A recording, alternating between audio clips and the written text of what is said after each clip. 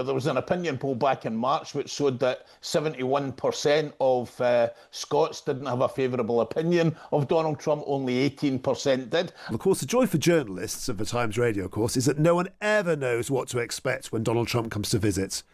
But I can talk to someone who can tell us as much as anyone. The Times and Sunday Times political correspondent John Boothman is on the line. Morning, John. Morning, how are you? I'm really well, John. Good to talk to you. I just wondered how much this trip is politics, how much of it is Trump personal business, and how much of it is a bit of a holiday for the president? I think the latter first, to be honest. I think he's coming to play golf, right? He's going to then have a couple of meetings at the end of the weekend with John Swinney and, more importantly, I suspect, Keir Starmer, where they're going to talk about trade deals and the like. And then he's got a golf course to open in Aberdeenshire, the second course in that famous course up in Aberdeenshire where he's had so many rows about in Scotland over the years. Yes. There's a long history here with him being in Scotland. It's not always been particularly, it's been bumpy. Should we say bumpy? Look, you spoke about Jack McConnell earlier, appearing later on Times Radio. I can remember 20 years ago Jack McConnell appointing Donald Trump as a global ambassador for Scotland. I can remember just after that, when Alex Salmond became the First Minister, Salmond going to New York and being great friends with Donald Trump. And then kind of it's been, a lot downhill since then. I suppose the best way to characterise it is that in terms of his relationship with Scotland, that Trump loves Scotland, but Scotland doesn't love Trump very much. There's a bit of a political divide between a slightly left of centre in sort of UK terms, Scotland, and Donald Trump, who isn't. Yeah, look, all of that, there was an opinion poll back in March which showed that 71% of Scots didn't have a favourable opinion of Donald Trump, only 18% did. I can't always help contrast the views that people have in Ireland with, presidents of their heritage with the views that people have got in Scotland with Trump. Yes, a bit friendlier from the Irish, you think? Oh, yeah, without a doubt. I mean, the Irish embrace their presidents of Irish heritage every time they go. They get feted around the country. There's crowds turn up. Everybody's very happy. Here it's very different. We are expecting some protests over the weekend, not as big as I suspect as they will be when he comes again to London and Windsor in September. But, as I say, he's not exactly, he doesn't have the love of the Scottish public. Yeah. Let's talk about the actual politics of it then. So he's going to meet Keir Starmer.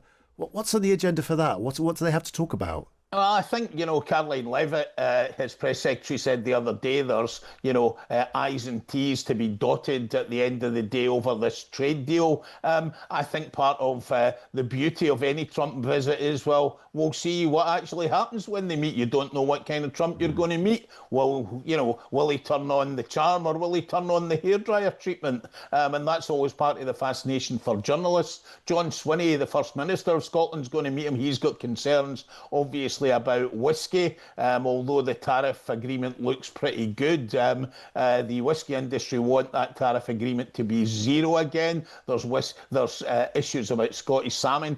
Swinney himself says he wants to talk about international issues. He wants to talk about Gaza, for example. So I think we can expect that, I think, Monday for those meetings. Great.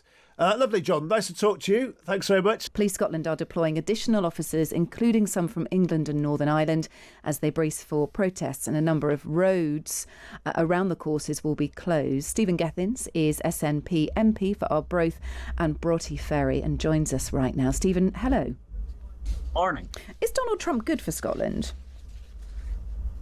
I think his policies recently haven't been great. If you look at the way he treats our key partners in the European Union, our key partners in Ukraine, and issues like tariffs, I think you can see a policy divergence there from the mainstream in Scotland. Now, that's entirely different, his role as president and a politician, from his role, say, as an investor, but certainly from the substantive policy perspective, no, my opinion is no, he's not great, and we'd have very significant political differences with him. That could lead to some awkward moments for him and John Swinney. What on earth are they going to talk about? Where are the commonalities? John's the First Minister, and he's got an important job. And whereas I think he'll disagree very substantially, issues like devastating situation in Gaza at the moment, the lack of support that the US has been giving Ukraine, which has led to that increase in attacks on cities and a whole range of other areas where Donald Trump's policies are damaging, and I think, frankly, wrong. John's the First Minister, so if you're the First Minister and if you're a company in Scotland being affected by these tariffs, then I think it's quite right that the First Minister makes the case for Scottish businesses and Scottish interests with Donald Trump as he would with any other leader who was visiting Scotland. And how much do you think John Swinney will press Donald Trump over genocide and ethnic cleansing in Gaza? This is a big issue for the SNP. There's a huge disparity in thought between, well, the UK government and Donald Trump, but also particularly the Scottish government and Donald Trump. You're right. And something that's really disappointing about Keir Starmer's lack of action yet again is this is something that we've been pushing for in the House of Commons for years now. We're hearing ministers talking about, well, maybe it's not quite the time. I was listening to Peter Kyle a short time ago in your programme, sort of twisting and turning. There is a devastating humanitarian situation. The French have felt now's the time to push the button on Palestinian statehood. If now is not the time, when is? And I think these are really legitimate questions. And I know that John will make his case on these range of areas where we would disagree. But the situation in Gaza is devastating. We need so much more action. But in fairness, I think not only would he press the case with Donald Trump, but he'd also press that case with Keir Starmer to take a different tack as well. Yeah, I mean, how much luck is he going to have? How much is he going to be able to impress upon Donald Trump on Gaza? Some might say, well, actually, he's in Scotland. Why not talk about Scottish opportunities, selling points for Scotland, not just the limitations of trade deals and tariffs, but actually, pushing Scotland. Donald Trump has a great affiliation with the place, as we know, family connections. He's invested in Scotland. It's got a fantastic international brand. We know Scotland has a fantastic international brand. And if you'll forgive me, I think when you have meetings, you can talk about more than one thing.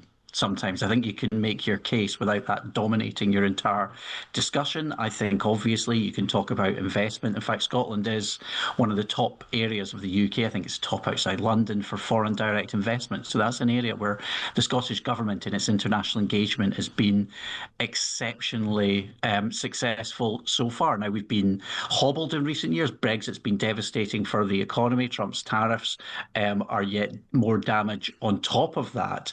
But John Swinney is somebody who's been out there and has been a champion for investment in Scotland. So I'm sure he'll take that opportunity wherever it arises.